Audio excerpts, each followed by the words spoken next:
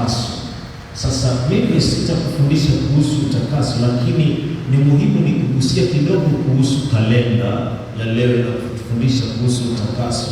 Mimi nitakufundisha kuhusu kufunga na kuomba, kwa sababu tuko kwenye msimu huo na watu wengi wanafunga na kuomba bila kujua, aidha wanakosea ama wako sahihi. Kama wako sahihi, nitakutia moyo na nitakufundisha, lakini kama utakuwa hauko sawa, basi kuna namna utajiweka sawa. Sasa utakaso kwa lugha ya kigeni wanaita sanctification. Maana rahisi ni kutengwa. Kufanyaje? Kutengwa. Yaani hata kama tuko wengi wote hapa, ili utakaso, yaani tukisema utakaso ni wewe kuchukuliwa na kuwekwa pembeni, kuandaliwa kwa ajili ya kazi maalum ya kanisa. Ndipo unasikia neno, ina maneno mengi. Ukisikia kuwekwa wakfu, maana yake ni hivi. Unaona hivi vyombo vya muziki, kabla ya kuvitumia viliwekwa nini? Wakfu. Maana yake vilitakaswa na kuwekwa maalum kwa ajili ya nini? Sio kwa ajili ya uimbaji, kwa ajili ya huduma ya kanisa kwenye eneo la muziki. Bwana asifiwe. Kwa maana hiyo hivi ni vitendwa, kwa sababu ukivitoa hapa ukavipeleka baa, vinaweza kufanya kazi kama ile ile, lakini vikafanya huduma nyingine. Bwana asifiwe sana. Kwa unapozungumzia utakaso, ni wewe aidha kutolewa hata ndani ya kundi la kanisa, ukawekwa pembeni, ukatengwa kwa ajili ya kazi maalum au kwa ajili ya huduma maalum, na hiyo mission lazima ni ya Mungu. Bwana asifiwe sana. Sasa katika somo la leo nitakufundisha kuhusu kusudi la kufunga na kuomba. Kwa watu wa mkesha ambao wote tunakesha pamoja, hii itakuwa ni mara ya ngapi? Ya pili kulisikia. Lakini naamini leo kuna vitu vipya Mungu atakupa tena. Bwana Yesu asifiwe sana. Sasa kufunga na kuomba ni maneno yanayoendana. Naomba uniangalie, usiandike, niangalie mimi. Siogope mniangalie, wala sina wasiwasi, usishtuke. Bwana asifiwe. Wote mnaniona? Sasa nikitaka nikufundishe kuhusu kufunga na kuomba, ni kama mwili wa binadamu unapotembea. Kama mguu wa kulia ni kufunga, mguu wa kushoto unakuwa ni nini? Unijibu basi, kwani nawakosea nini jamani? Kama mguu wa kulia ni kufunga, mguu wa kushoto ni nini? Sio kufungua, kuomba. Wala asifiwe. Kwa hiyo huku ni kufunga, alafu huku ni nini? Ni kuomba, si ndio? Kwa hiyo ili nitembee, ili nipige hatua, inabidi nikifunga nafanyaje? Ninaomba. Kwa hiyo inakuwa ili Kristo uone anatembea, anapiga hatua, upate maendeleo yake, lazima kuwe na kufunga na kufanyaje? Kuomba. Kufunga, kuomba. Sema pamoja na mimi. Bwana asifiwe. Nataka tuwe pamoja darasani. Mimi nakufundisha, mimi sikuhubiri peke yake. Bwana asifiwe. Kwa hiyo nina maana kama nikuja natembea kufanyaje? Kufunga alafu kuomba. Kufanyaje? Ndipo unaona nimetoka pale mpaka wapi? Sasa utakuwa huna akili. Utakuwa huna nini? Akili. Kama mguu kunyeni kufunga, utataka kufunga peke yake, tena kufunga. Hautapiga hatua, zaidi yake utachanika msama. Unaelewa? Lakini pia kama ni kuomba, utakuwa unaomba, haupigi hatua. Umeelewa nilichokisema? Kwa hiyo ukifunga lazima uwe unafanyaje? Unaomba, na ukiomba lazima uwe unafanyaje? Ni vitu vinavyotegemeana. Bwana asifiwe sana. Sasa ili niweze kutembea vizuri, lazima niwe na macho, niwe naona. Haisi tu kwenye kufunga na kuomba, hapana. Lazima nikiwa ninatembea, lazima niwe na macho. Siwezi kufunga macho alafu niseme kufunga, kuomba. Nikifika pale kwenye ngazi, kishindo mtakachokisikia ni kama kile cha ukoma. Unajua tayari amekula nini? Mweleka. Bwana msaidie. Kwa nini macho yafanyaje? Sina macho. Kwa hiyo kufunga na kuomba, macho yake ni neno la Mungu. Lazima ukitaka kufunga, msingi wako wenyewe kwenye nini? Kwenye neno la Mungu. Hatufanyi kwa ushabiki, kwa eti ni Kwaresima. Hamna. Hatufanyi kwa ushabiki. Sio hata kama mfunge wote msimu wote sawa, lakini hii sio ya kufunga na kuomba. Haiendani kwa ushabiki. Kama Simba na Yanga umekaa kwa sababu tu ni Simba, hata kama wanafanya vibaya, timu yangu. No. tujue tunavyoenda ni kulingana na neno la nani. Ndipo unamsikia mtu wa Zaburi anaimba, neno lako ni taa ya miguu yangu na mwanga wa njia. Maanake macho yangu lazima yaone ninatembeaje, ninafungaje, ninaendaje. Bwana asifiwe sana. Tuko pamoja watu wa baraka. Ndipo sasa nataka nikwambie kuhusu kufunga na kuomba. Kufunga na kuomba ni fursa ambayo Mungu ametupa sisi, inayotutofautisha sisi na watu wa mataifa. Kuna kitu natamani nikwambie, halipo kwenye somo, lakini acha nikufundishe hapa, maana nikikuacha unaweza ikawa mbaya. Nimekwambia kuhusu neno la nani? La Mungu. Waebrania Warumi sura ya 10 mstari wa 17 inasemaje? Imani chanzo chake ni nini? Na kusikia huja kwa neno la nani? Si ndio? Kwa huja kwa neno la Mungu. Kwa unaweza kuingia kwenye kufunga na kuomba na hauna imani, wewe unaweza usipokee. Unielewe, hii inahitaji hekima ya hali ya juu. Ukinielewa vibaya hautaweza.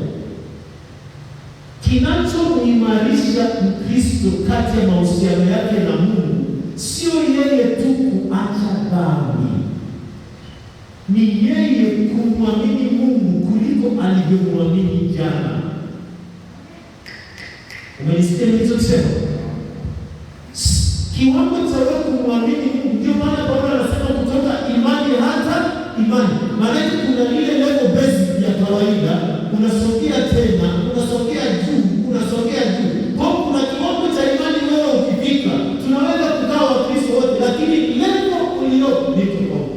Ndio maana Mungu analalamika, anasema sio tu Yesu kwa sababu baba zetu walinitenda mabaya, no, kwa sababu ya kutokuamini kwao. Pamoja na yote Mungu aliyotenda. Bwana Yesu asifiwe sana.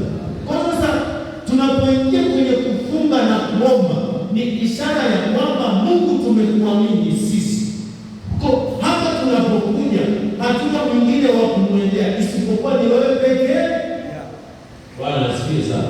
Kanisa, Bwana Yesu asifiwe.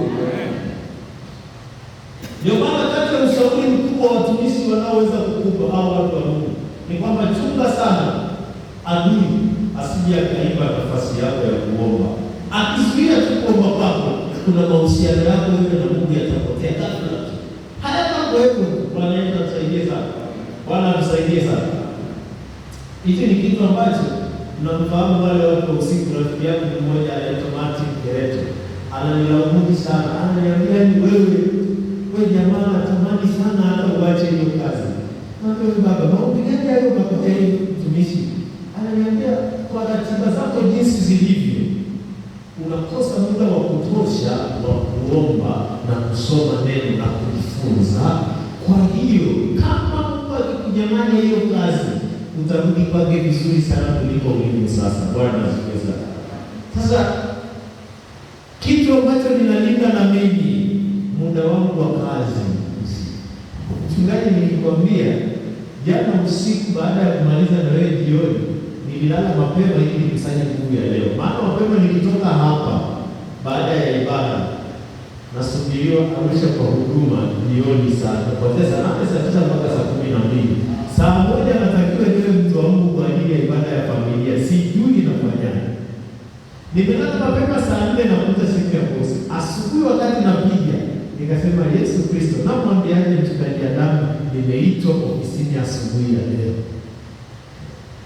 Kumbe ilikuwa ni shughuli zingine na nimepata neema ya kufika. Bwana asifiwe sana.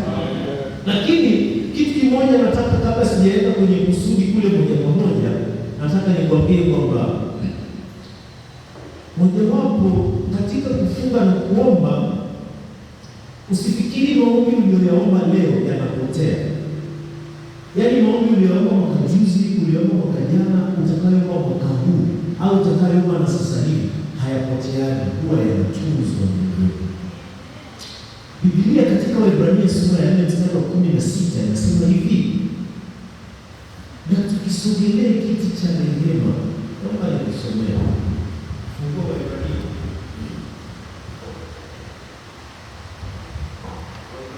Waebrania sura ya 4 mstari wa 16. Usije ukatafuta Waebrania nyuma ya Mwanzo. Kitabu cha nani jamani? Hichi ni Agano Jipya. Maana nilienda mahali nikakuta mtu nimetaja kitabu anapofungua, yaani ni mbingu na ardhi. Bwana asifiwe sana. Mstari wa 16 anasema basi tukikaribia kiti cha nini? Kiti cha nini? Hamjafika? Waebrania sura ya 4 mstari wa 16. Haya, amnisikilize sasa, mimi niwasomee, msifungue maana napenda mnisikilize sana. Kwamba basi na tukikaribia kiti cha neema kwa ujasiri, ili tupewe rehema na kupata neema ya kutusaidia wakati wa nini? Wakati wa nini? Sasa hii ina maana hii. Unapoomba leo, Biblia inasema ninafurahishwa na watakatifu walioko wapi? Duniani. Ninafurahishwa na watakatifu walioko wapi? Duniani. Kwa hiyo mbingu zinafurahia sisi watakatifu uwepo wetu wapi? Duniani. Sasa unapoomba wewe, ukisoma Ufunuo sura ya 5 inazungumza juu ya habari ya mwana kondoo ambaye ni Yesu, inatoa picha yake aliyeketi mkono wa kuume wa Mungu. Wakati Yohana akiwa kisiwa cha Patimo, yuko mwenyewe anapata maono, kitabu kipo ambacho kina majibu ya maswali yote, alafu badala ya kufungua hakuna aliyeweza, kwa sababu kina vitasa. Lugha ya vitasa si kama cha mlango, ni mafumbo ambayo kwa akili za mtu yeyote wa mbinguni na wa duniani hawezi kufafanua. Lakini Yohana alipolia, wakatokea wazee wakamwambia, Yohana usilie. Kwa nini? Kwa sababu yuko simba wa kabila la Yuda, yeye peke yake anastahili na anaweza kukifungua hicho kitabu, anaweza kufungua hiyo mihuri. Yeye yuko anaweza futa machozi. Na anaposema kule, wale wazee walioko wameshikilia vitasa, hivyo vitasa walivyoshikilia vya dhahabu, lugha ya Kiingereza wanasema golden bowls, ambayo golden bowl ni bakuli za dhahabu, ambayo bakuli za dhahabu zimejaa manukato ambayo ni harufu nzuri, yanazunguka kiti cha enzi. Na hayo manukato mazuri imeandika ni maombi ya watakatifu, ambapo wao ukiomba hapa yanaenda kukaa kwenye bakuli za dhahabu, wakati wote yanazunguka kwenye kiti cha enzi. Mungu anasikia harufu nzuri. Kwa nini? Bwana asifiwe sana. Kwa maana nyingine nataka nikwambie, kama mimi leo sina watoto, ninaweza nikaomba juu ya kizazi changu, watoto ambao bado wako kwenye viuno vyangu, bado sijapanda kwenye tumbo la mama, nikaliombea tumbo la mama, nikaombea na kizazi changu. Hata ikija baadaye nikifa, yale maombi yako mbinguni Mungu atakumbuka bila kuomba. In my absence yatalinda watoto ambao bado sina leo. Bwana asifiwe.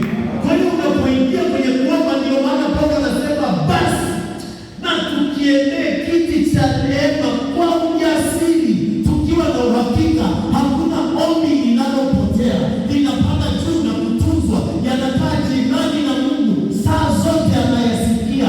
Yuko mama aliomba juu ya watoto wake wapate waume, wapate vijana, wapate wake, watoto wamalize elimu, waume wakae salama, huduma iende vizuri. Hayo maombi hayapotei. Mlifanya mikesha usiku, hayo maombi hayapotei. Mliomba mwaka jana, hayo maombi yapo. Ndio maana Mungu anasema nikumbushe upate haki yako. Si kwamba amesahau, anataka uwe na uhakika kwamba wewe ni tofauti na watu wa mataifa. Bwana Yesu asifiwe sana. Wangapi tunaenda pamoja?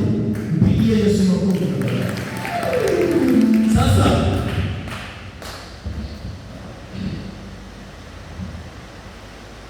muda wetu nao umekimbia haraka. Kwa nini? Naomba nikushauri mambo matatu, alafu nikupeleke kwenye kusudi la kufunga na kuomba. Nitakupeleka haraka kidogo. Usiwe na haraka, kwa sababu mimi sina haraka. Mambo matatu: usitumie maombi vibaya.